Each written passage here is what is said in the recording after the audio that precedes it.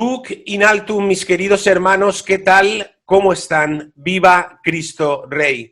Tenemos el honor, el gozo, la profunda alegría de contar hoy entre nosotros con Monseñor Juan de Dios Olvera, canónigo de la Basílica de la Santísima Virgen de Guadalupe y un sacerdote fiel y valiente que está, entre otros muchos, al frente de esta iniciativa maravillosa de la que ya le hemos estado hablando en los últimos días en Adoración y Liberación, llamada Declaración Virgen Santísima de Guadalupe, Mater Veritatis Salutaris, por la cual se dirigen a los arzobispos, a los obispos, a los religiosos, religiosas, a todo el pueblo de Dios, para dejar claros unos aspectos muy importantes relativos a nuestra fe. Monseñor Juan de Dios, bienvenido. ¿Qué tal? ¿Cómo está? Muchas gracias, Vicente, muchas gracias. Con un gusto, un honor de estar aquí contigo y con tu auditorio para hacer una reflexión, que Dios nos ayude, sobre un tema muy importante que diríamos es la salvación y la fidelidad dentro de nuestra amada Iglesia Católica. Fundamental e importantísimo, y se lo agradecemos muchísimo. Estos días, mis queridos hermanos, bueno, a raíz de que hayamos publicado y difundido la declaración de estos padres y hermanos mexicanos y de todos los que ya se están uniendo y adhiriendo a ella, hemos podido comentar, habrán visto que les comentaba yo en algunos foros que yo creo que es una de las cosas más importantes que han sucedido en la Iglesia Católica en los últimos años, en los difíciles últimos años que estamos viviendo. Y es importante porque un grupo de sacerdotes se ponen al frente de las inquietudes tremendas que estamos viviendo los hijos de la Santa Madre Iglesia en estos momentos de tribulación. Por supuesto, antes que nada, Padre, se lo digo a usted, en representación de todos sus hermanos sacerdotes y también laicos que han tenido esta iniciativa, darles nuestro más sincero apoyo a todo lo que sea trabajar y luchar para desenmascarar las mentiras que se están, en cierta forma, ciñendo sobre nuestra Iglesia Católica. Dicho esto, que se lo agradecemos de todo corazón, no sé si usted, antes de comenzar con una serie de preguntas que yo quiero hacerle para dejar muy claro en todos los puntos del orbe qué es esto y qué significa, no sé si quisiera hacer usted alguna breve introducción sobre el porqué de esta iniciativa y en un breve resumen, qué es lo que viene a significar. Sí, no, en primer lugar, muchas gracias por esta oportunidad, porque precisamente lo que se está diciendo, que haya espacios donde serenamente podamos reflexionar, no con animadversiones. No se trata de que nadie esté contra nadie, no se trata de ver que mi verdad, entre comillas, sea impuesta a otras personas. La verdad se impone por sí misma. Basta hacer una reflexión, Dios nos ha dado esa capacidad, y si es la verdad, asumirla, y con todas sus consecuencias. Y ya sabemos que Cristo es la verdad, y ya sabemos que Él dice, todo aquel que es de la verdad escucha mi voz. Entonces, la verdad es algo de Dios, ciertamente. Quisiera hacer 2, 3 acotaciones. La primera es que no se piense que los destinatarios que están ahí puestos, creo que no es la mente de todos los que hemos participado en este proyecto, sean solamente los obispos de México. Alguien lo podría confundir. No, dice sin decir de México, son obispos y arzobispos, y ahí van incluidos, aunque a alguien le parecería muy ostentoso, pero con humildad, nuestros señores cardenales. ¿Por qué? Porque pues ellos también son obispos en términos generales. En primer lugar. En segundo lugar, mencionabas, se están adhiriendo muchas personas, etcétera. Qué bueno, es un muestreo, porque eso no quiere decir que son todos los que piensan así, los otros no, es un muestreo. Pero lo que habría que decir es que la verdad no es por votación, no somos un parlamento. No decimos, miren, ya llegamos a tantos millones, quiere decir que no. Con que lo diga 1 o 2, si es la verdad, basta. no se necesita más. Las adhesiones son una muestra como de empatía, pues de cuando alguien quiere decir yo también quiero apoyar esta iniciativa, pero no estamos en el plan, eso debe quedar muy claro, de decir tenemos una meta, vamos a llegar a tantas personas, eso olvidémonos, eso no es el objetivo es decir y hacer reflexionar la verdad y estar abiertos a la verdad. Si alguien nos hace observaciones, o sea, podríamos precisar el pensamiento. Y lo tercero, pues el título, ¿verdad? Virgen Santísima de Guadalupe, no explico más todo lo que ella significa, hay muchos estudios, etcétera, en eso no profundizamos, sino en el aspecto de Mater Veritatis Salutaris, Madre de la verdad de salvación. Para decirlo de manera muy sencilla, la verdad puede ser matemática, 2 y 2 son 4, puede haber una verdad histórica, una verdad filosófica, una verdad natural o científica, y sabemos que al final toda la verdad va hacia Dios, porque Él es la fuente de la verdad. No vamos a hacer una disquisición filosófica en este momento para decir Él es la verdad ontológica de la cual se deriva la verdad lógica, etcétera, ¿no?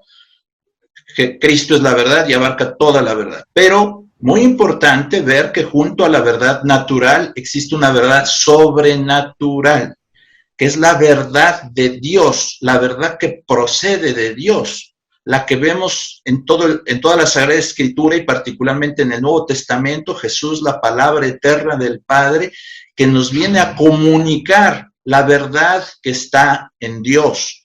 Y hay una verdad que no es alcanzable por la sola razón humana, como sabemos, el misterio de que Dios es Padre, es Hijo, es Espíritu Santo, el misterio del amor tan grande que se nos ha tenido para que el Padre envíe a su Hijo a morir por nosotros, el misterio de la encarnación, todo esto que forma parte de la evangelización entra en una verdad sobrenatural, que aquí queremos sintetizar diciendo es la verdad de salvación. ¿Y por qué acentuamos esto? Porque parecería que toda la tendencia dentro de la Iglesia indica a ir ocultando y opacando el aspecto sobrenatural de esta verdad de salvación y transformándola en una simple verdad natural. En lugar de decir la comunión profunda de la Iglesia misterio, vamos hacia decir, bueno, pues es una comunión de abrazos, una comunión de fraternidad humana solo en este nivel, ¿verdad? No es que esté mal este aspecto, pero tiene que ser sobrenaturalizado para que sea completo, si no,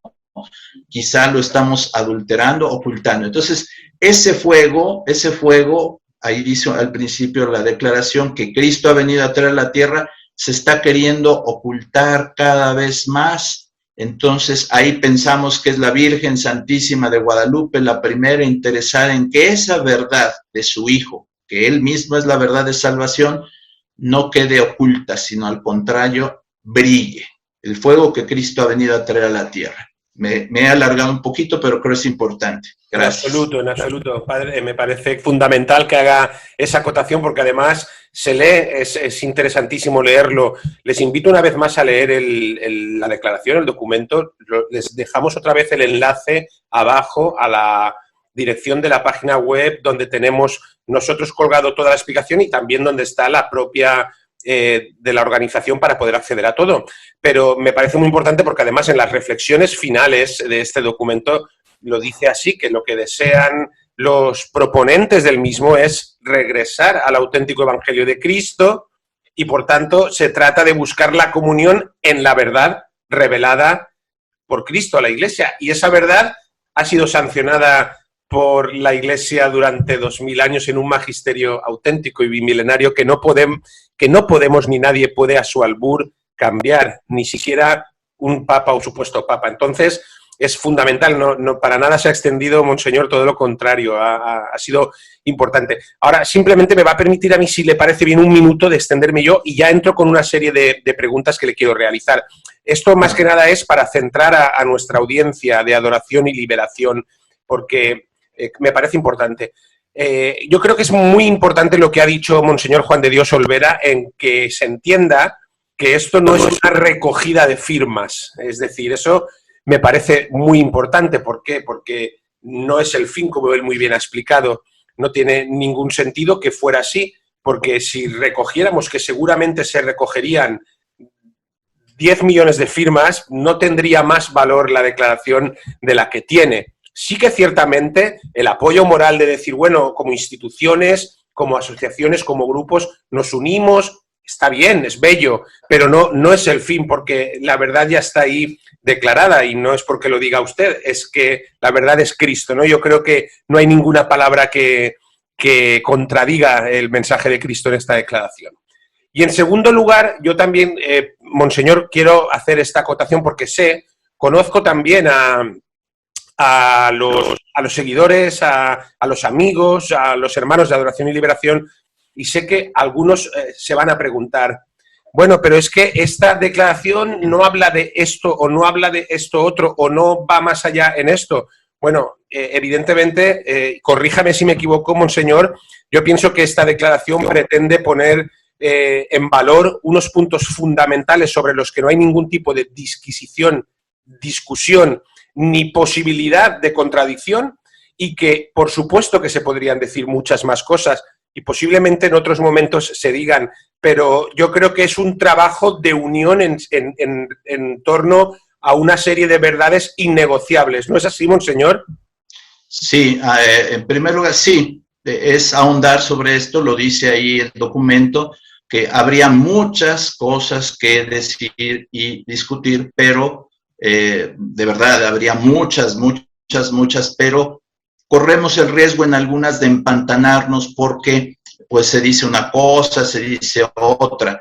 Hay por ahí, me parece que ya han subido a la página algún comunicado que habla de la ambigüedad en la comunicación últimamente en la iglesia, donde se dice y no se dice, todo queda ambiguo, entonces se habla de la introducción de nuevas doctrinas a través de un lenguaje ambiguo, para no poder decir precisamente que hay una infidelidad al magisterio de la iglesia.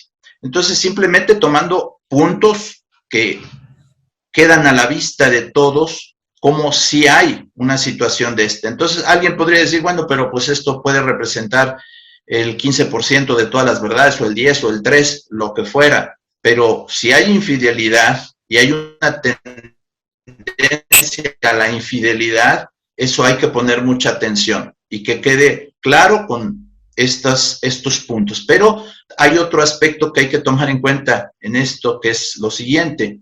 Dentro de estos poquitos puntos están incluidas millones de personas y sacerdotes que se preguntan qué tenemos que hacer con esta realidad que llaman así, no es precisa, pero así le llaman, los divorciados vueltos a casar. Millones de personas. Entonces, creo que esto es importante tomarlo en cuenta. Entonces, no se trata de un punto teórico, sino es un punto existencial en la evangelización, en la pastoral, en la confesión, en los sacramentos, en el acceso a los sacramentos. Igualmente, el aspecto de abordar la situación de nuestros hermanos con tendencias o que experimentan una tendencia homosexual. No es solamente el punto de vista teórico, sino sobre todo el punto de vista pastoral. Millones de personas que se lo cuestionan o que lo sufren o que están transitando por una situación difícil o que no lo creen difícil, pero es parte de la evangelización de la iglesia, o los sacerdotes, que tenemos que tener claridad en nuestra predicación acerca de lo que dice la palabra de Dios sobre estos temas. Entonces, no es solamente una cuestión teórica y decir fueron un par de puntos, sí, pero un par de puntos que en este caso abarcan millones de personas. Pero habría muchos otros puntos, solo menciono uno, pero hay muchos, de verdad hay muchos, ¿no? Por ejemplo, si vamos a la declaración de Abu Dhabi, habría muchísimo que decir, pero puede ser que sea un poco más teórico, un poco más, etcétera. Pero hay mucho que decir y habrá que decirlo. Pero pongo otro punto, el tema del aborto, ante el cual ha habido mucha tibieza. y falta de profetismo en la iglesia. O sea, no basta con decir, bueno, es que el aborto es malo, como siempre, el aborto es un asesinato, muy bien, adiós, y después hacer y realizar acciones que contradicen esas palabras, como lo que acaba de suceder con Biden, ¿verdad? Tenemos otro video en otro momento, ¿verdad? Donde se dice, pues están excomulgados. Son dos aspectos, sería mucho hablar, solo estoy tocando muy brevemente. Están excomulgados, pero alguien diría, bueno, la excomunión canónica como censura, etcétera, sí o no, etcétera. Bueno, el pecado no les autoriza a comulgar. Y en esto ha habido una tremenda tibieza que si se hace el examen, ¿verdad? ¿De qué nos sirve un político que nos diga que esté en contra o a favor de algo si después en su política práctica realiza totalmente lo contrario? Esa parte por ahí yo luego pediría, han subido algunos comunicados que hablan un poquito de esta ambigüedad en el lenguaje como instrumento para ir introduciendo doctrinas que no van de acuerdo a la doctrina católica. Entonces, mientras son peras o son manzanas, esto se va introduciendo, bueno, pues al final terminamos todos confundidos, etcétera. Habrá que abordar los temas. Un puntito más de la cuestión del aborto, muchos lo sitúan en un lenguaje civil, ¿verdad? El debate, si sí o si no, etcétera. Pero es un punto de fe, porque Dios ha creado al ser humano para su gloria y para la salvación de esas personas. La gloria de Dios es precisamente que el hombre viva, dice San Ireneo. Entonces, significa esa bondad de Dios de millones de personas que son creadas para venir a este mundo, pero no es solo esa vida natural, es la vida sobrenatural, es la gloria, es el cielo, y es el plan de Dios. Y el plan del diablo, que es precisamente todo lo contrario, echar a perder todo lo que sea gloria de Dios, impedir que esos proyectos de personas que vienen a la vida vengan. Es una cuestión de fe. Si no fuera una cuestión de fe, pues estaríamos en un parlamento, etcétera, y cada quien opina como guste, pero realmente es una cuestión de fe, de respetar el plan de Dios. Entonces, los pontífices, Juan Pablo II, Benedicto XVI, y todos han sido contundentes en las declaraciones, en primer lugar, y después coherentes como jefes de Estado, por ejemplo, del Vaticano. Sabemos que hay toda una serie de protocolos en el Vaticano, por supuesto que los hay. Hay una maquinaria enorme en la Secretaría de Estado del Vaticano, donde hay, hasta está por lenguas, ¿verdad? Y hay funcionarios vaticanos en cada lengua detectando lo que se está diciendo en el mundo. Y cuando hay una visita del tamaño del presidente de Estados Unidos, por supuesto, toda la sección de habla inglesa, ¿verdad? Y que se ocupa de los asuntos de Estados Unidos, por supuesto que pasa y pasa y pasa y se cansa de pasar informes, y ya sabemos que para las grandes personalidades esto se resume, hacen resúmenes ejecutivos muy chiquitos, pero sabe la persona cuando recibe a alguien de qué se está tratando el asunto. Y el punto del aborto era inevitable que estuviera ahí, es un punto que ha estado a la vista mediáticamente. Entonces, el que se haya soslayado es todo un mensaje, y diríamos como si alguien que tiene la obligación de predicar el evangelio no habla del evangelio, pues es todo un mensaje. Entonces, es un punto más, solo para tocar un punto más de los que no están en la declaración, y que implica millones de personas, no sé si billones, al hablar de esas vidas humanas que no serán realidad por imposición del ser humano, por encima de la voluntad de Dios, porque Dios quiere que vengan a la vida, por encima de esa voluntad se impone la voluntad humana, y detrás, lo sabemos, está la obra del diablo.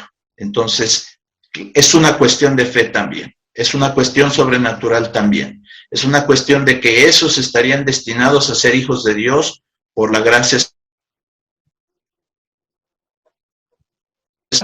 Solo poner el ejemplo de cómo hay muchos más puntos sobre los cuales se podría ilustrar el mismo tenor de la declaración. Absolutamente. Creo que con esta explicación de Monseñor Juan de Dios Olvera queda claro el sentido de la declaración y el que, por supuesto, no es una declaración inclusiva de todos los errores y barbaridades, si se me permite la expresión vulgar, sino que es una muestra de, en primer lugar, un espíritu de fidelidad y verdad y seguimiento al Evangelio y, en segundo lugar, de denuncia de lo que está sucediendo. En ese sentido, ustedes saben que la declaración, en relación a un punto muy importante que habla de obedecer a Dios antes que a nadie más, aborda 3 puntos muy importantes que ya, 2 de ellos ya los ha mencionado Monseñor. Las posturas doctrinales en cuanto al asunto de los, entre comillas, divorciados vueltos a casar, la postura relativa a las uniones de las personas homosexuales y también la postura de un asunto del que después hablaremos, sobre el que la Iglesia está cometiendo también actualmente en su jerarquía una sistemática herejía de facto, que es la de no arrodillarse ante Jesucristo, Eucaristía. Además del tema del segundo asunto, del que también hablaremos después, del unacum y las confusiones que hay a tal respecto. Por eso es importante, y ya voy a dejar que Monseñor nos responda a las cuestiones concretas, que ustedes tengan muy claro esto. Nosotros entendemos que esta declaración es importantísima y es básica. Piensen en los 3 puntos simplemente que les he mencionado dentro del apartado de obedecer a Dios antes que a los hombres y en el hecho que un sacerdote, monseñor canónico de una basílica tan importante como la de Guadalupe, otros hermanos sacerdotes, estén dando este paso del que tanto estamos necesitados y que tanto hemos pedido los laicos constantemente. Ahora es el momento, por tanto, de apoyar este paso valiente que todos ustedes, mis queridos hermanos, saben que no les va a reportar, como tampoco nos reporta a nosotros a diario precisamente, cariños por parte de la jerarquía. Ustedes eso lo saben. Y por otra parte, evidentemente, pues si el que firmara esta declaración fuera yo y estuviera diciendo aspectos en los cuales yo, como Vicente Montesinos, tengo claridad absoluta de lo que sucede, pues hablaría en ella de la misa tradicional, por ejemplo, y de la exclusión a la que está siendo sometida por Jorge Mario Bergoglio.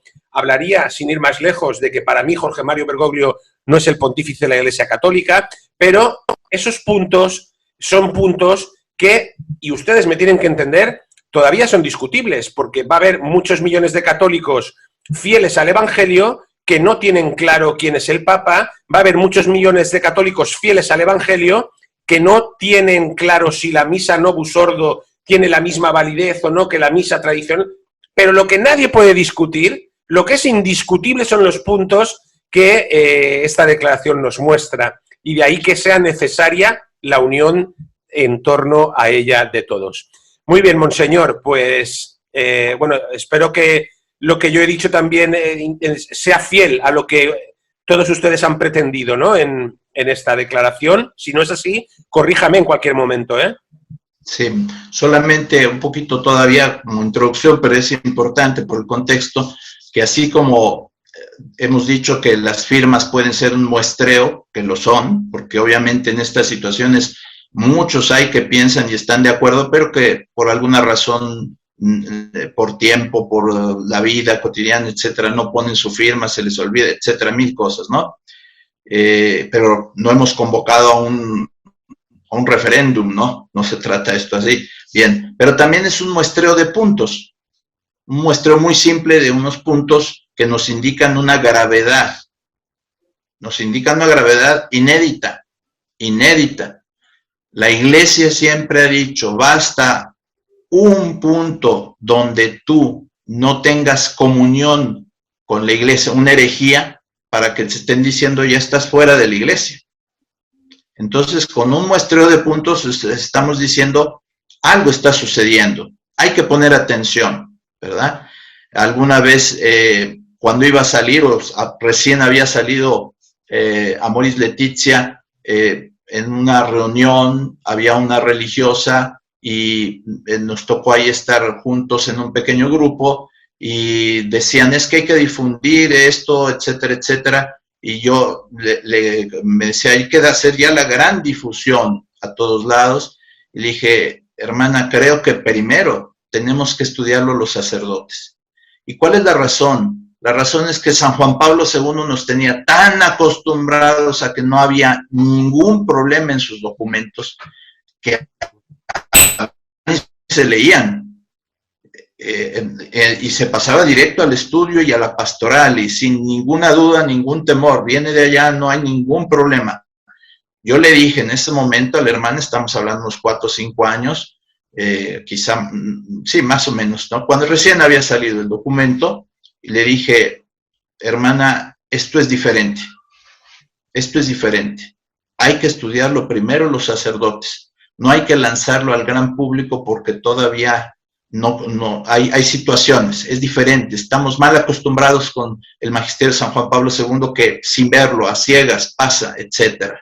No que sea el mejor método, se tiene que leer, por supuesto, primero, pero para hacer una acotación. Segunda acotación, el obedecer a Dios antes que a los hombres. Esto es algo importante porque no se trata de un desafío humano, soberbio a nuestras autoridades. Hemos estado años, en mi caso ya contando el seminario, cerca de 40 años, en este ejército que es la jerarquía, donde estamos acostumbrados a respetar a nuestros superiores.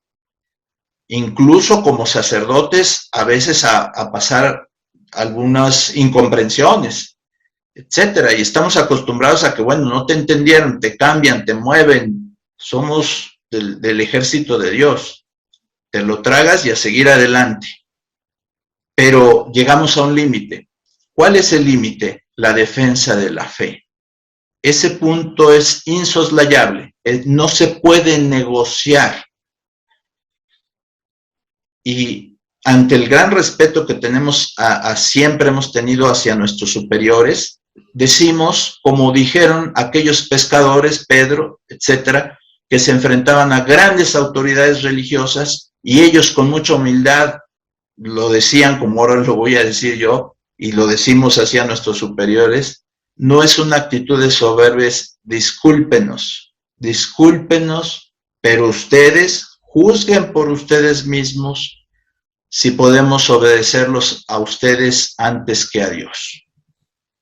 Con esa humildad queremos presentarnos, con la humildad que se presentó San Juan Diego ante el obispo y decir, traigo este mensaje, usted no me lo cree, la señora nos envía, necesito pruebas, y hasta que la señora del cielo, la Virgen Santísima de Guadalupe, envía esas pruebas. Lo que quiero decir es que tiene que ser una actitud humilde, no es desafiante, sino es decir, aquí está la verdad. No soy yo el portador, ni vamos a ser protagonistas, ni queremos ser líderes de un movimiento que ahora va a ser y confrontar, etcétera. Que se confronte la verdad, solo la verdad. Y como San Juan Bautista lo decía, nosotros tenemos que disminuir y que aparezca la verdad, que es Cristo. Nosotros no somos lo importante. Es un puntito que me parece que se tiene que ver.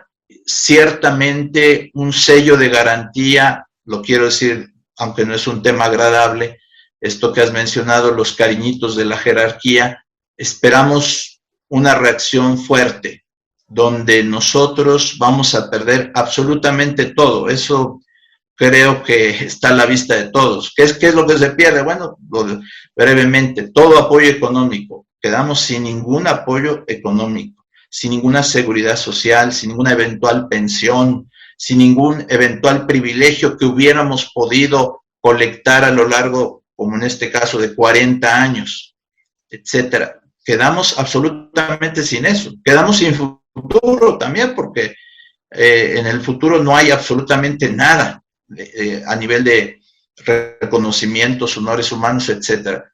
Pero precisamente es el sello de garantía de que queremos ser honestos y decir, esto es la verdad y es tan importante que nos invita a dejar absolutamente todo lo demás.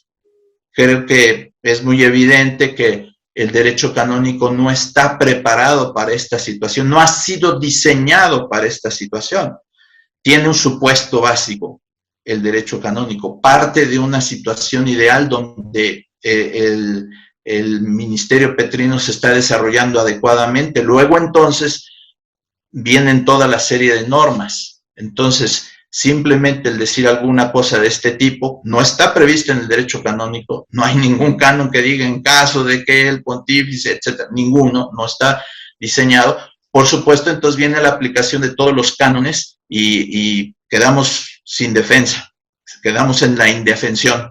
Entonces, por supuesto que vienen todas las situaciones de suspensión de licencias ministeriales, etcétera, etcétera, etcétera. Pero el evento es espiritual, va más allá. Y solo pongo 2 ejemplos de esto, me parece importante, uno de la Sagrada Escritura y otro ya de la vida de la Iglesia. Uno de la Sagrada Escritura, Daniel 13, cuando todo lo jurídico estaba en contra de la casta Susana. Todo lo jurídico. Tenían a los 2 ancianos, que eran 2 testigos, lo que pedía la ley, estaba el testimonio, ella no tenía nada con qué defenderse, y lo dice ahí la Escritura, pero me pongo en las manos de Dios. Jurídicamente no había nada que hacer, se aplicaba una justicia, de acuerdo incluso a lo que estaba establecido en el Antiguo Testamento. Sin embargo, proféticamente interviene aquel joven Daniel, que se pone a gritar. Hay que gritar porque si no, no te escuchan. No es una grosería. No te escuchan si no gritas. No soy responsable de esta sangre inocente. Y entonces sucede otra cosa que va más allá de la ley, de lo previsto. Primer caso. Segundo caso ya en la vida de la Iglesia. Santa Juana de Arco, gran heroína de Francia, y padece, si leemos y nos acercamos a su vida, todo el juicio jurídico, eclesiástico de la Inquisición, llegando a la sentencia condenatoria. Y es quemada, sufre físicamente las consecuencias de sus acciones santas y es quemada. Y queda en su prestigio absolutamente anulada. ¿Por qué? Porque muere fuera de la iglesia. Muere fuera de la iglesia, es el castigo. Y siglos después, la verdad que jamás deja de llegar, y lo dice Cristo, ¿verdad? Es canonizada. Es una mujer santa. Otra vez, lo espiritual por sobre lo jurídico. Entonces, no debemos de temer, en este caso, a ser fieles a la verdad, en la oración, en el discernimiento, apegados a la fe y con la fe en el corazón, y tomados de la Virgen Santísima de Guadalupe, y lo demás que venga, que en muchas ocasiones, lo digo allí en otras entrevistas, lo he podido decir, ¿verdad? A veces con cánones mal aplicados, etcétera, etcétera. O sea, el primer canon a tomar en cuenta es la salus animarum maxima lex en la iglesia, ¿verdad? La salvación de la iglesia, de las almas, es la ley máxima en la iglesia. A través de esa lectura, ahí podría entrar, porque el interés de esta declaración es que la Virgen es madre de la verdad de salvación. Pues perdón, ya me extendí, pero es algo importante que decir con un pequeño sello de garantía de lo que se está haciendo. No es un pequeño sello, es el sello fundamental. Primero Dios, Padre, y así están ustedes cumpliendo esa misión profética que tenemos que realizar y que sobre todo es tan básica de boca de los consagrados. Aquí en esta casa siempre decimos que hasta el cielo no paramos. Pues bueno, esa es nuestra intención, ¿no? Hasta el cielo no parar, intentarlo hasta el final. Yo creo que usted ha descrito muy bien lo que les viene y más, pero bueno, nuestra recompensa es el cielo y usted lo sabe mejor que yo. Y también decimos santo sonada. Pues bueno, Padre, adelante y mucho ánimo, de corazón, se lo digo. Padre, Gracias. ¿sabe? ¿Es usted consciente, justamente, y al hilo de la primera pregunta que le quería realizar en formatos más concretos, me viene muy bien lo que usted ha explicado, ¿no? ¿Es usted consciente de que justamente pues el derecho canónico, que al fin y al cabo no es derecho divino, es derecho canónico, está aplicado y está creado pues para unas situaciones normales? Lo ha explicado muy bien. Y en esas situaciones normales, los primeros que vamos a ser acusados de delito de cisma somos nosotros, ustedes. Yo creo que no hay delito de cisma. El cisma ya lo están haciendo nuestros falsos pastores hace mucho tiempo. ¿Qué diría usted a los que vayan a correr la voz entre el pueblo de Dios de que no se les puede seguir a ustedes porque están haciendo un cisma? ¿Qué les diría? Bueno, como en el caso de Santa Juana de Arco, pues ella no tenía medios de comunicación a su alcance. Esta es una cuestión de comunicación y de la verdad, ¿verdad? La verdad puede brillar como brilló en los labios de Santa Juana de Arco, pero fue aislada. Y por lo tanto es aislada y después condenada. La verdad que Jesús traía no quiso ser escuchada. Fue aislada y además condenado, pero sabemos que la dinámica de Dios, sabemos que esa verdad no va a quedar oculta, es imparable porque es un don del Espíritu Santo. Pero así sucede. Entonces, en este caso, sí es difícil porque el decir que lo etiqueten a uno de cismático, eso se va a correr por todos lados, etcétera, y pues es difícil para nuestros fieles a veces hacer el discernimiento. A veces hasta entre los mismos sacerdotes no hay la precisión del concepto de cisma, pues imaginemos en millones de fieles, ¿no? Y nos quedamos con la noticia mediática que puede dar una comunicación de una curia, que puede dar, diríamos, el rumor, etcétera, etcétera, ¿no? Entonces, a todo eso hay que estar dispuestos a enfrentarse sabiendo con claridad que la verdad saldrá adelante porque es un don del Espíritu Santo. Pero tratando de incursionar un poquito en la cuestión del cisma. El cisma, la noción de cisma es cuando nos separamos de la adhesión al ministerio petrino que nos trae y nos garantiza la verdad. Entonces aquí alguien poniéndolo de una manera simplona, pero que no es correcta, decir, es que son unos sacerdotes contra el Papa. No. No es eso, hay que enfocarlo bien. Hay un ministerio petrino de 2000 años, fiel a Cristo, con 264 papas, etcétera, todos los pontífices, toda la enseñanza, todo el magisterio, y no es solo el magisterio, sino es la transmisión por la tradición y la Sagrada Escritura de la palabra de Dios, del depósito de la fe que viene desde siempre, y que por eso somos iglesia una santa, católica y apostólica. La apostolicidad, recibimos lo que recibimos, el patrimonio de fe que viene desde Cristo, pasando por los apóstoles, la iglesia primitiva como modelo de fe, etcétera, y que es sancionada por todo el magisterio de la iglesia.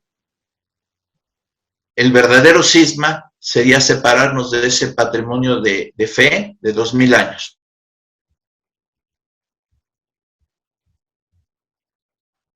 Sino saliéndonos de la iglesia y haciendo un cisma. Por eso en la declaración se dice con toda claridad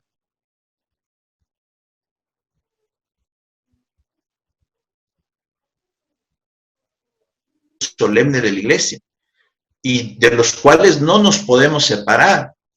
Muchas personas piensan que el papado es una cuestión discrecional, de poder discrecional.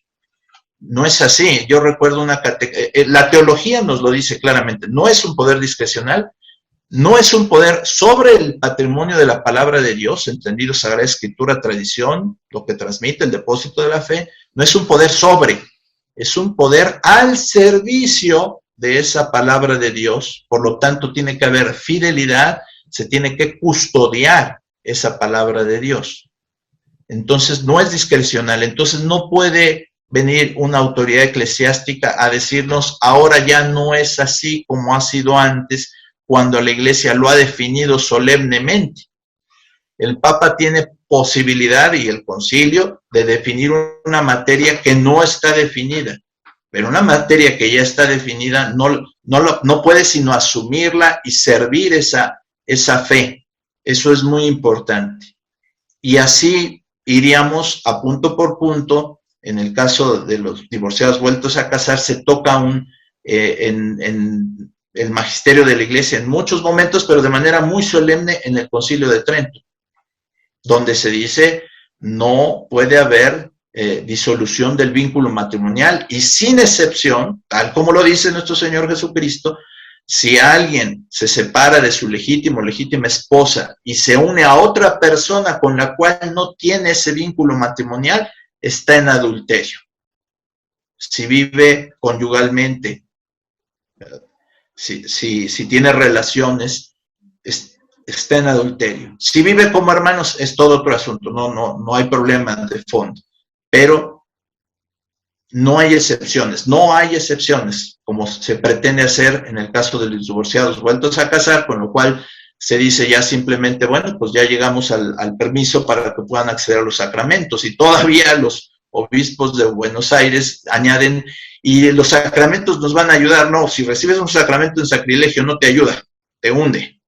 Entonces, habría que checar esto, y creo que de fondo está el que nos han acostumbrado a que nos podemos separar de esa fe si es la moda actual. Si es la moda actual, o si lo dijera un papa discrecionalmente, con un poder discrecional, que ejerciera a su libre albedrío, sin una fidelidad a la palabra de Dios, tendríamos para algunos la obligación de tener comunión con esa nueva doctrina. No es así, tienes la obligación de no tener comunión con una doctrina que se separa del ministerio petrino. Entonces ahí está siendo cismático. Allí sí está siendo cismático. Y se ha puesto de moda eso de que, bueno, todo lo anterior ya no vale, no tenemos un patrimonio de fe, nosotros somos los autores de la revelación. Todo eso está desenfocado. Un gran peligro que ahorita se ve en la sinodalidad. Si la sinodalidad es hacer tabula rasa, no hay nada cierto, vamos a tomar todos los puntos porque nunca se han tomado y vamos a cuestionar lo incuestionable, y eso es un gran mérito, está desenfocado. Tenemos un patrimonio de fe. No es un club la iglesia donde digamos vamos a hacer una nueva asamblea y cambiamos las reglas a nuestro antojo, no se puede. Es lo que dijo San Juan Pablo II respecto a la ordenación de las mujeres en la Ordinatio Sacerdotalis del documento del 94. San Juan Pablo no dice se pueden ordenar las mujeres o no se pueden ordenar las mujeres, sino que dice yo soy el Papa y Jesús no le dio a la iglesia la facultad de ordenar mujeres. Yo no puedo inventarla. Jesús en la iglesia nunca le dio esa facultad. No lo puede hacer la iglesia por sí misma. Somos obedientes al patrimonio de fe que se ha recibido. El Papa es el custodio de la palabra de Dios y de ese patrimonio que se ha recibido. Y entonces, bellamente, Papa Benedicto XVI, quizá previendo lo que venía, no mucho antes de la renuncia, tiene una catequesis hermosa donde habla de este ministerio petrino, que es servicio a la palabra de Dios, que no es un poder discrecional, que no es hacer lo que tú quieras. Lo dice claramente Papa Benedicto XVI, no somos nosotros. Entonces el verdadero cisma es cuando te separas de esa fe y cuando decimos no puedo obedecer de otra forma más que a Dios, estamos diciendo eso. El que diga, bueno, ya todo eso de Trento, bueno, eso fue en el siglo XVI, por favor, déjenlo, esos del anatemacito, o sea, queda excomulgado, queda fuera de la iglesia, todo eso, por favor, ya no lo tomen en cuenta. Bueno, pues entonces quita también el concilio de Nicea, y ya no decimos que Cristo es Dios, ya no hacemos el credo en la iglesia, etcétera, te quedaste como un club, inventa las nuevas reglas, etcétera. Entonces, bueno, simplemente para decir que la fidelidad tiene que ser a todo ese magisterio de la iglesia, y hay que checar por favor, esa catequesis del Papa Benedicto XVI. Absolutamente brillante, padre, lo que usted ha dicho, porque, bueno, se lo compro al 100%, como se dice ahora, es que es absolutamente indiscutible, es que no, es que lo grave de esto es que lo que está diciendo Monseñor Juan de Dios Olvera es palabra de Dios, no porque lo diga él, sino porque es palabra de Dios, es que es indiscutible. En este aspecto, dos precisiones muy rápidas, padre. Por una parte, me permite decirle que muchas veces en algunos vídeos, algunos artículos, les he dicho a los hermanos, medio en broma, porque por supuesto ser papa, ser vicario de Cristo en la tierra es la responsabilidad más grande que puede recaer sobre un ser humano. Pero yo les he dicho de broma, pero con un mensaje que intentaba transmitir, si es que ser papa es muy fácil, porque el papa solo tiene que hacer una cosa y es recoger intacto el depósito de la fe y transmitírselo intacto a su sucesor, ¿no? Es decir, esta es la principal función de un papa, recogerlo y transmitirlo al siguiente intacto, ¿no? Justo todo lo contrario de lo que estamos viendo hoy. Y después le escuchaba con enorme alegría decirle a usted, hablar sobre el Concilio de Trento, hablar sobre el Concilio de Nicea, hablar... lo grave de esto, y usted desgraciadamente lo sabe como yo, es que muchísimos católicos, pero por influencia también desgraciadamente de muchos de sus hermanos en el sacerdocio, y le escuchan a usted, y no digamos si me escuchan a mí o cualquier otro laico, hablar de esto, y se ríen. Se ríen porque nos piensan de otra época. Qué dolor más terrible el no entender que el depósito de la fe es irrenunciable, ¿no? Qué dolor más terrible. Y a partir de ahí estamos donde estamos, en que solo se entiende que la Iglesia existe desde el Vaticano II, y eso es gravísimo. Eso es gravísimo. Bueno, eso es algo muy teológico, muy elemental en teología. Todo concilio tiene sus aportes, pero también tiene sus límites y deja puntos abiertos. Todo concilio, por más brillante que sea. Y por eso hay una disciplina en la Iglesia que es la historia del dogma, la historia de los concilios, la historia de la Iglesia, etcétera, porque ahí vas viendo los límites, los puntos abiertos, etcétera. Simplemente el Vaticano II quiso ser, ahí se tendría que valorar teológicamente la continuación del Vaticano I, que quedó inconcluso. Entonces, claro, cuando vienen estas sonrisas, sí las entiendo, porque si es así, ¿verdad? No es popular decir el Concilio de Trento, cuando es un concilio enorme, o sea, si lo estudias académicamente, o sea, es un concilio enorme que tiene una influencia hasta nuestros días. Bárbaro. Y que fue 3 siglos, desde Trento hasta el Vaticano I, y el Vaticano I queda inconcluso, pues casi es el antecedente del Vaticano II. Entonces, si alguien dice, bueno, yo solo estudio el Vaticano II, se queda de una manera muy trunca, muy parcial de la situación, ¿verdad? Pero simplemente quiero hacer la acotación de que sí, efectivamente hay estas burlas como tipo prejuicio, ¿verdad? Decir, es que son tradicionalistas. Esta parte se me hace muy deshonesta, se me hace muy poco seria académicamente, el decir, ¿por qué eres tradicionalista? ¿Y que no puede alguien decir la verdad si fuera así? La Iglesia es tradición, traer, ¿verdad? Entregar el depósito, la gran tradición de la Iglesia, etcétera. Entonces, todo esto es una serie de confusiones que al final revelan, ignorancia, desenfoque sobre los temas. Y sobre todo, curiosamente, cerrazón mental.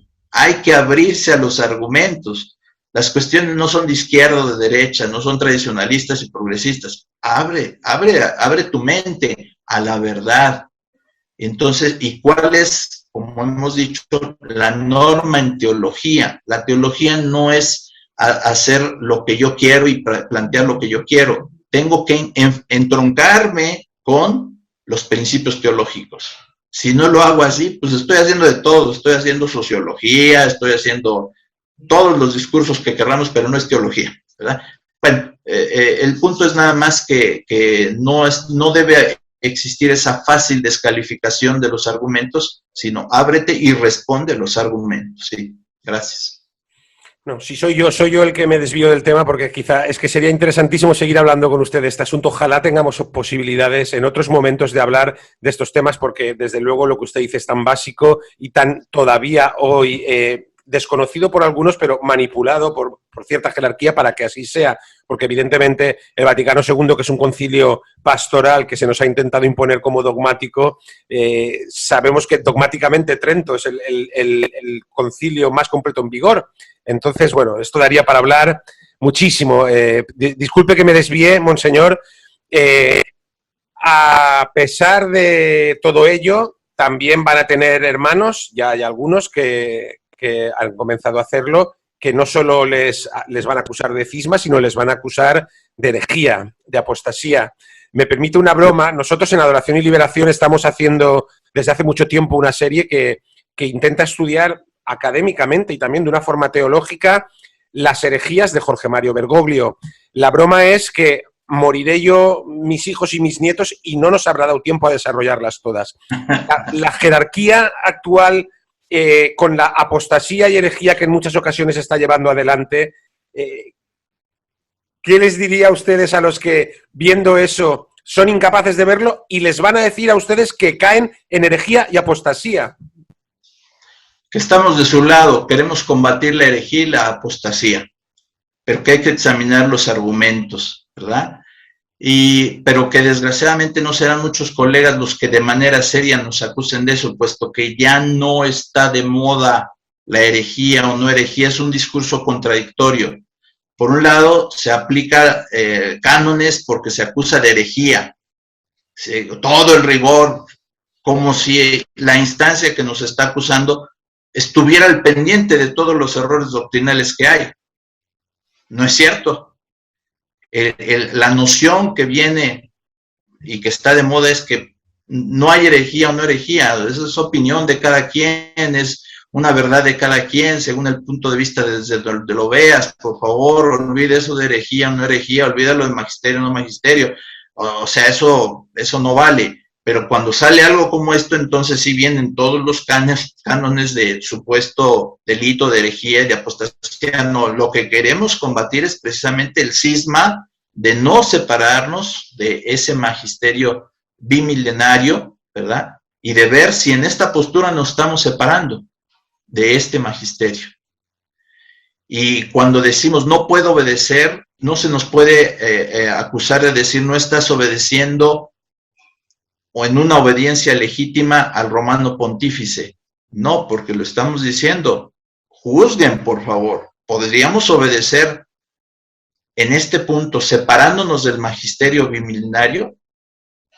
¿Lo podríamos hacer? O sea, si nos separamos de ese magisterio, ¿no seríamos cismáticos?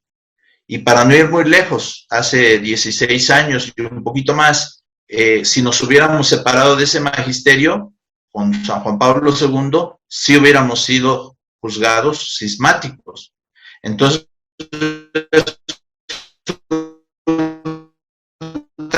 que hace 16 años hubiéramos sido cismáticos, tradiciones, ¿verdad? O sea,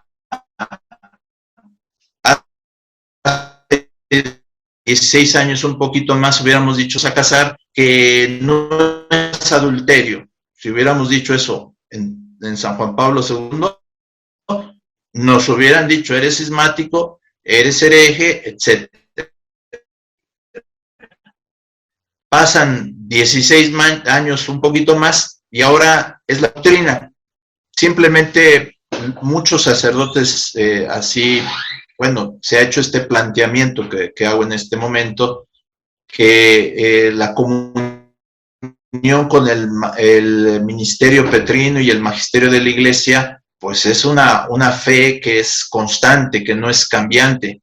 Entonces, si hace 16 años, un poquito más, una cosa era cisma, como precisamente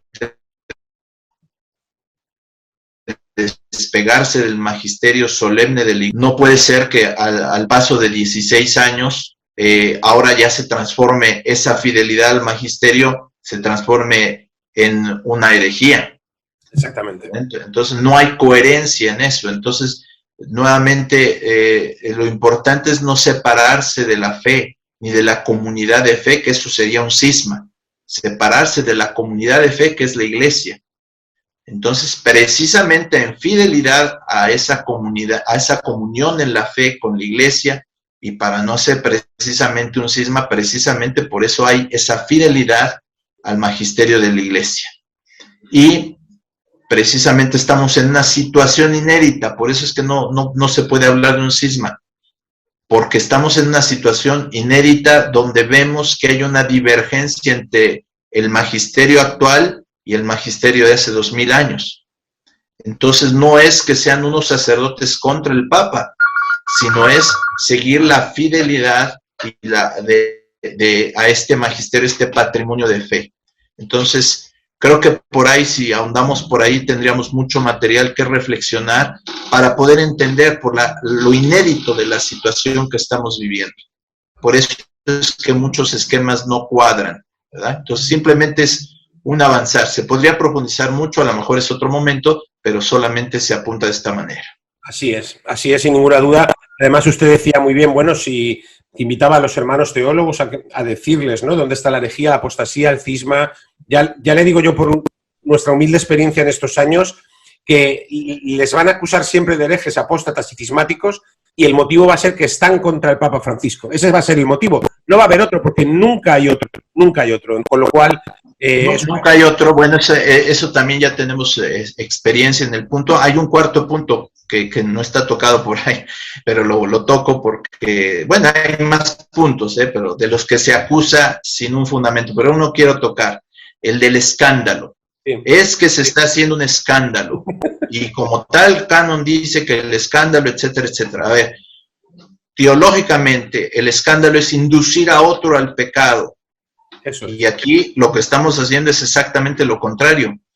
Impedir que se siga induciendo al pecado, porque, por supuesto, con estas nuevas doctrinas, por eso es el punto pastoral, no son tecnicismos teológicos, sino esa aplicación pastoral a la materia de la salvación eterna, porque a mi confesor viene alguien y me dice, oiga, yo soy un divorciado, vuelto a casar, ¿puedo acceder a los sacramentos? No puedes, mientras permanezcas en esta situación no puedes, es doctrina de hace 2000 años, no puedes.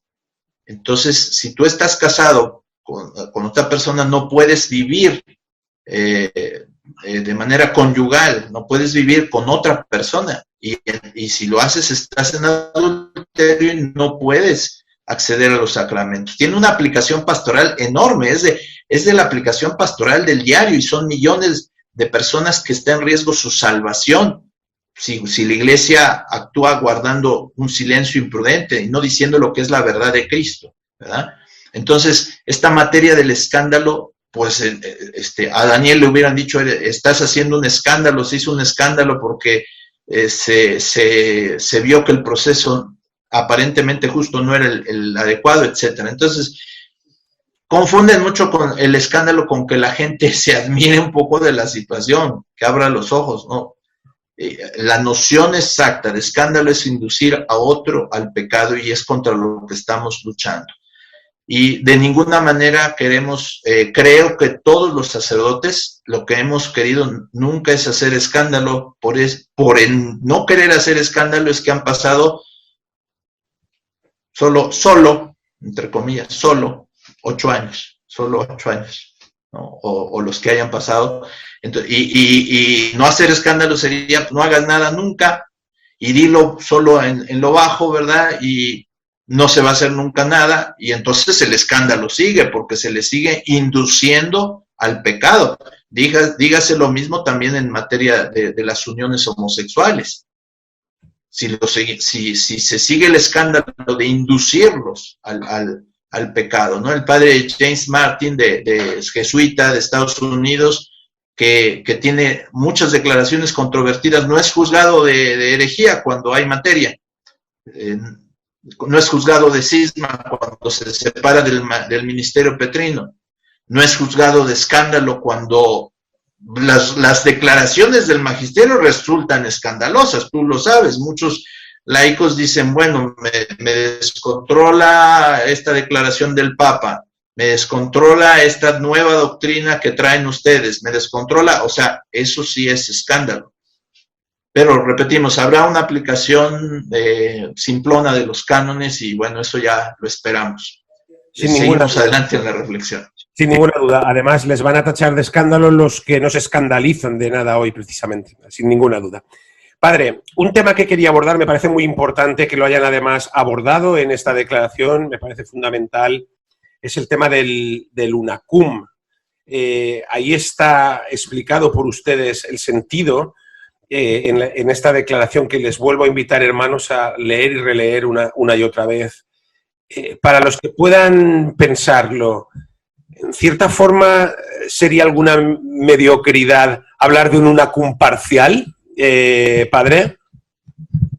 Yo creo que es un intento de mantener ante una situación que apunta hacia el cisma, de mantener la unidad y de hacernos reflexionar y de decir todo aquello que sea verdad. Puedo estar en comunión con esa verdad, puedo estar en comunión con todo lo que sea verdad, pero con todo aquello que sea herejía y mentira, no puedo estar en comunión.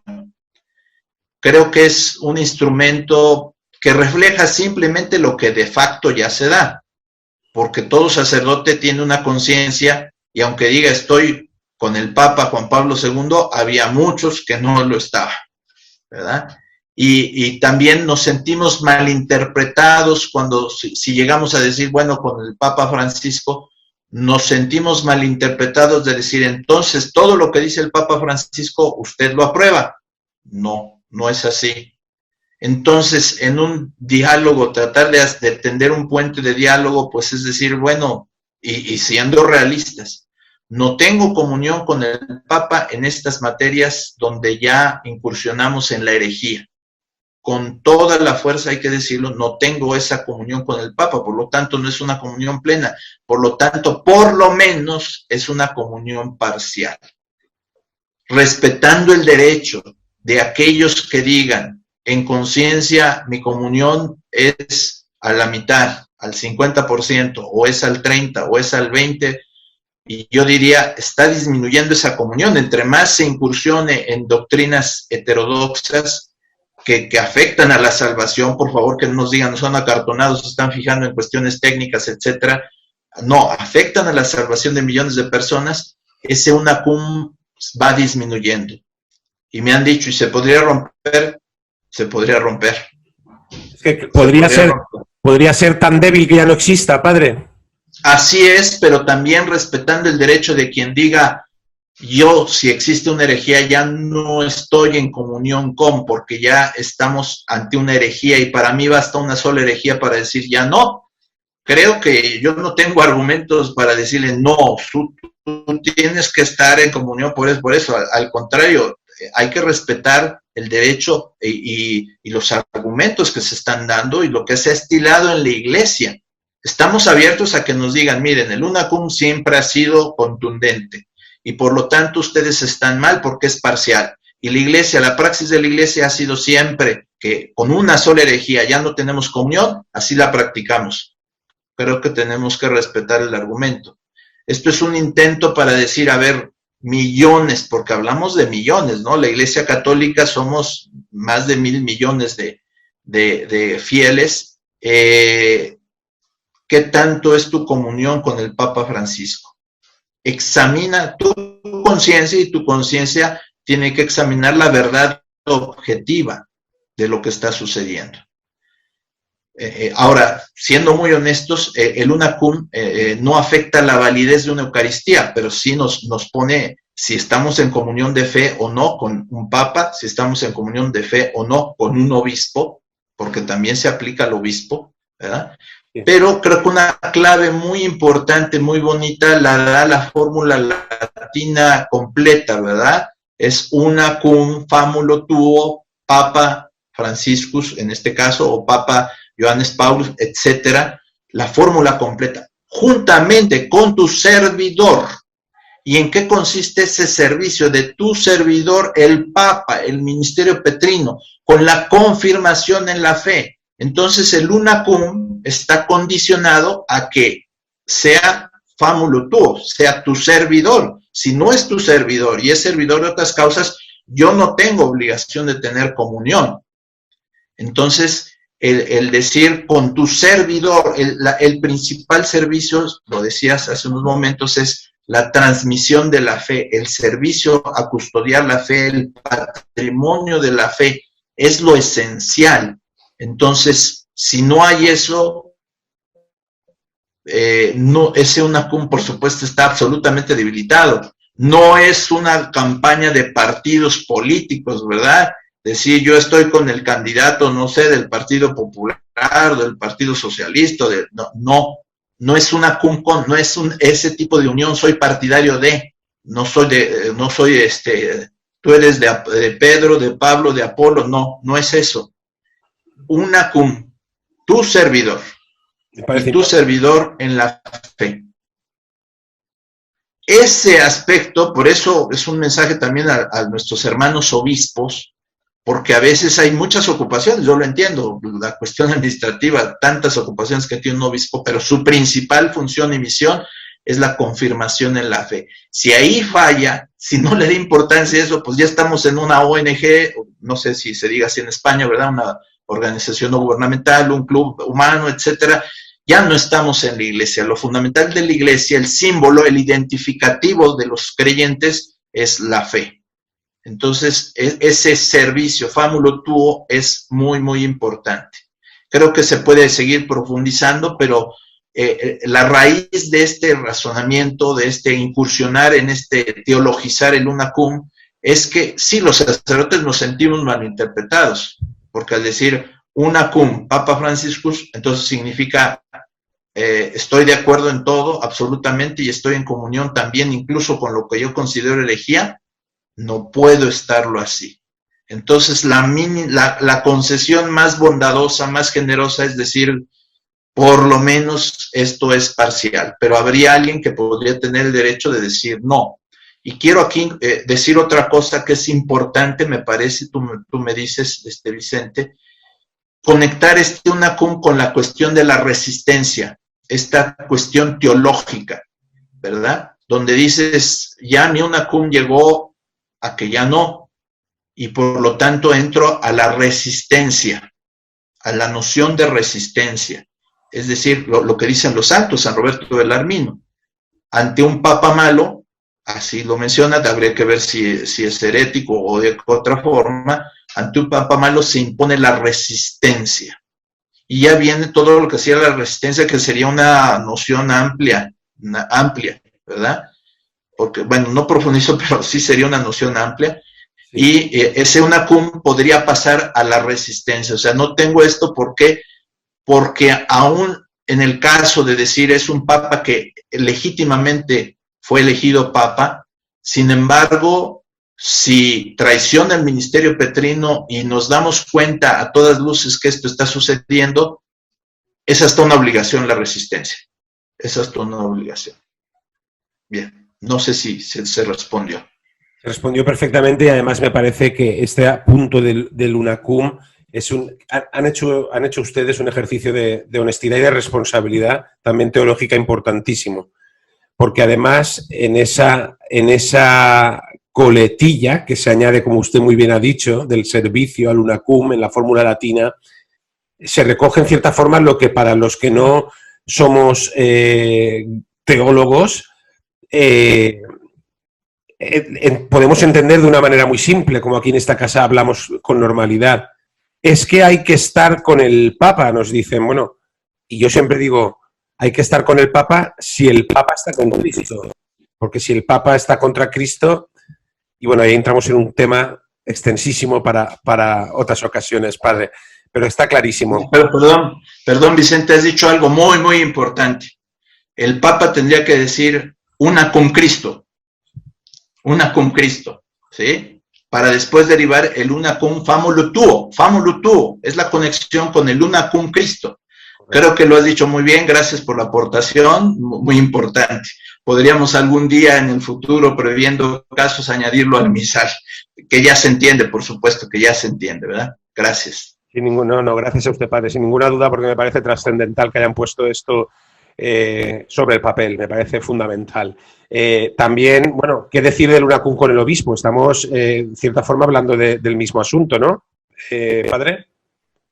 Sí, claro, la importancia disminuye mucho porque siempre el UNACUM con el obispo significa estamos en comunión con el obispo en cuanto él está en comunión con el Papa, y ahora tú has añadido, y muy bien, en cuanto él está en comunión con Cristo, porque es Famulo, es servidor de Cristo, ¿verdad? Entonces, es una derivación, pero Ya en las épocas actuales, pues también es muy notorio a veces que un obispo, por situarse en una X línea, pues vuelve a hacer las declaraciones tan controvertidas como esta, por ejemplo, de decir, bueno, las uniones homosexuales pareciera que se pone de moda, ahora todo lo vamos a repetir, ¿verdad?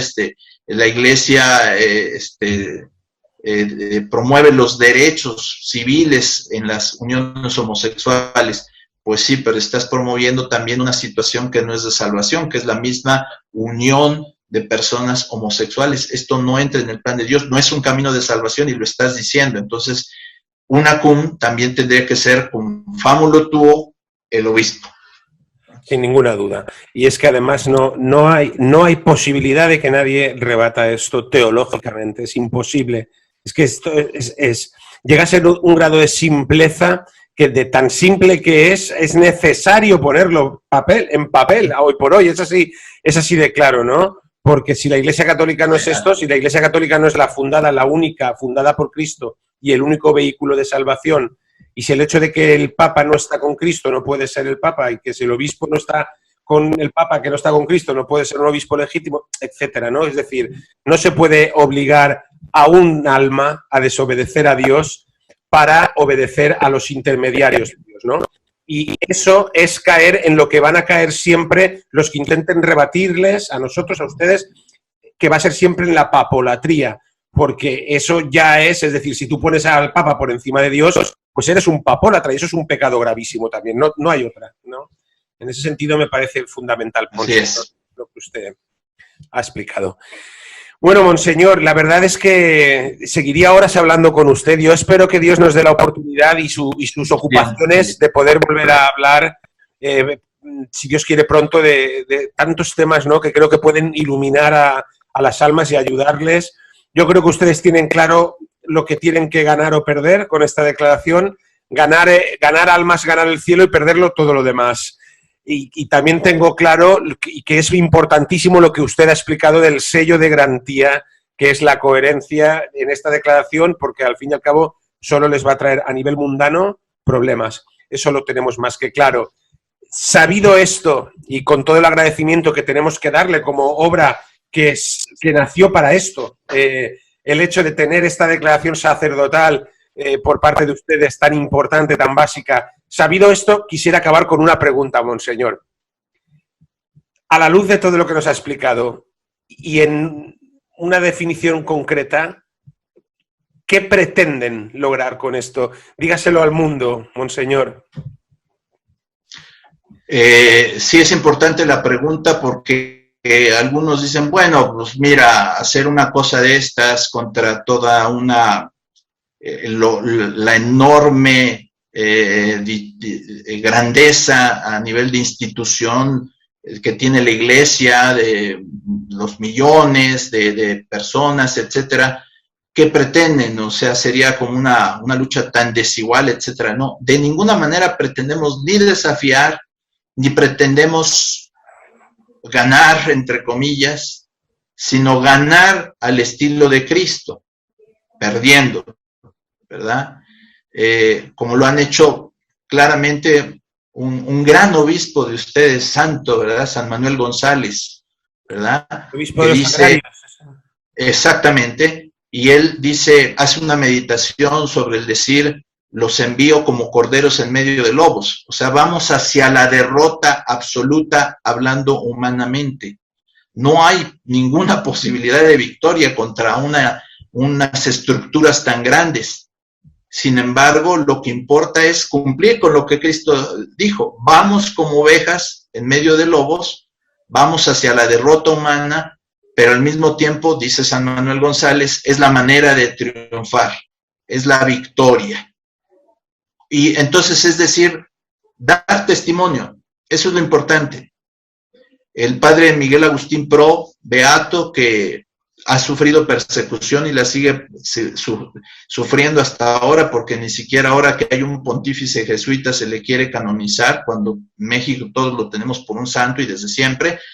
Él ofreció su vida por la salvación de la fe en México y diríamos, fue derrotado humanamente, pero su sacrificio, los efectos concretos es que al menos por un tiempo se ha mantenido la fe en México. Entonces, la victoria que se pretende es primero la de ser fieles a Cristo. El fruto lo dará Él y la Virgen Santísima de Guadalupe. Actuar como los mártires, que lo perdían absolutamente todo y que ellos no veían el fruto del derramamiento de su sangre, no lo veían, pero después existe el fruto. Dejar, hacer nuestra parte y Dios hará la suya. Aquel sastre que platicaba con el joven Karol Wojtyła jamás imaginó que su pequeña obra iba a tener tanta trascendencia, y sin embargo hizo su parte. Nosotros tenemos que hacer nuestra parte y lo demás Dios dirá. O sea, no pretendemos hacer un movimiento, no pretendemos hacer, vamos a multiplicar esto y que entonces se haga. No es una lucha política, es dar testimonio de la fe como lo hicieron los mártires, y el Imperio Romano pensaba, hemos terminado, hemos acallado a esta rebeldía, esta insurrección. Sin embargo, sabemos que cuando es gracia de Dios y del Espíritu Santo, no lo puede parar nadie. Entonces, ¿quién verá estos frutos? No lo sabemos. ¿Cuáles serán los frutos que rebotarán en un lado, en otro, según la gracia de Dios? Tampoco lo sabemos. Y también quisiera hacer una última acotación para que me permitan presumir lo que podemos presumir en México. Nuestros hermanos cristeros, que perdieron todo y veían perder todo, en la vida, y sabíamos que el ejército iba buscándolos a los cristeros por rebeldes, que tuvieron los cristeros que luchar. Eso es una situación que hay que investigar más, contra la oposición de la misma iglesia, que no los apoyaba jerárquicamente, como para decir esto es lícito. Sin embargo, ahora los estamos canonizando, ¿verdad? Entonces, los cristerios lo perdían todo, iba el ejército buscando a los cristerios y decían esta frase: ¿quién vive? Y si ellos decían viva el supremo gobierno, tranquilos, no había ningún problema, ¿verdad? Perdón, bueno, no iba a hacer una pequeña broma, pero la dejamos así, ¿verdad? Puede hacerla, puede. Bueno, si decían una cum, el supremo gobierno, no pasaba nada. No pasaba nada. Así. Pero si decían viva Cristo Rey y la Virgen de Guadalupe, entregaban la vida. Siguiendo ese ejemplo, somos hijos indignos de los cristeros. Un caso inédito, solamente comparable, yo no soy historiador, con lo que sucedió en España, esa gran persecución contra la fe en España, etcétera, tremenda, ¿verdad? Etcétera. Entonces, somos hijos de los cristeros, y en ese sentido, indignos hijos de los cristeros, que queremos hacer algo y que sabemos que la Virgen de Guadalupe está ahí de por medio y que nunca jamás deja al pueblo mexicano y más allá, porque obviamente somos Iglesia Universal, estamos hablando de un tema de la Iglesia Universal y ahí nos hermanamos todos en todo el mundo y en todas las lenguas, no nos abandonará, ¿verdad? Y simplemente ahorita se me ocurre pensar en Juan Pablo II, que vino a México y que dijo, en Polonia decimos Polonia siempre fiel, yo quiero decir ahora México siempre fiel, y esa fidelidad se extiende obviamente a todos los países, a todas las naciones, porque somos católicos, somos universales, pero lo que quiero decir es que el Papa vino y se postró ante la Virgen de Guadalupe, y esa fidelidad de México hacia la fe y del mundo hacia la fe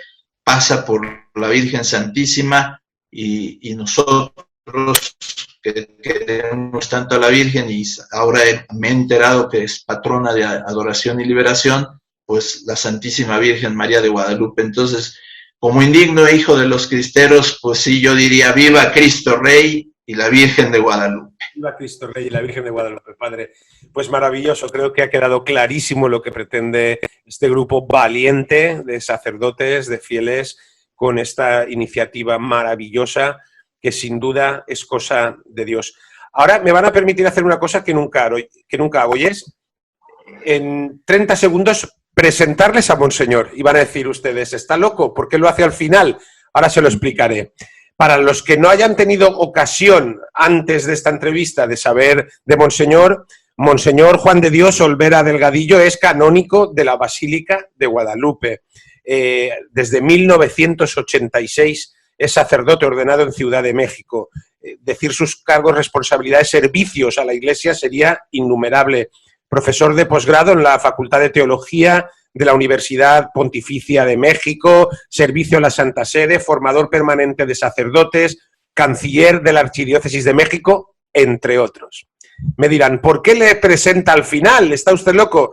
Le presento al final porque sé que él quería que fuera el mensaje de la verdad y de Cristo el que brillara desde el primer momento. Y no he querido, por eso, porque sé que es su deseo, presentarlo antes. Pero quiero presentarle con este resumen cortísimo para que sepan ustedes que no les está hablando únicamente un fiel católico más, sino que les está hablando un padre, un sacerdote, Monseñor, que lleva decenios trabajando por la Iglesia Católica. Y además se lo quería decir para concluir esta entrevista porque es canónico de la Basílica de Guadalupe y eso a nosotros nos hace una especialísima ilusión porque, como bien ha comentado el padre, la Virgen de Guadalupe es la patrona de adoración y liberación, no solo de México y de muchas otras cosas.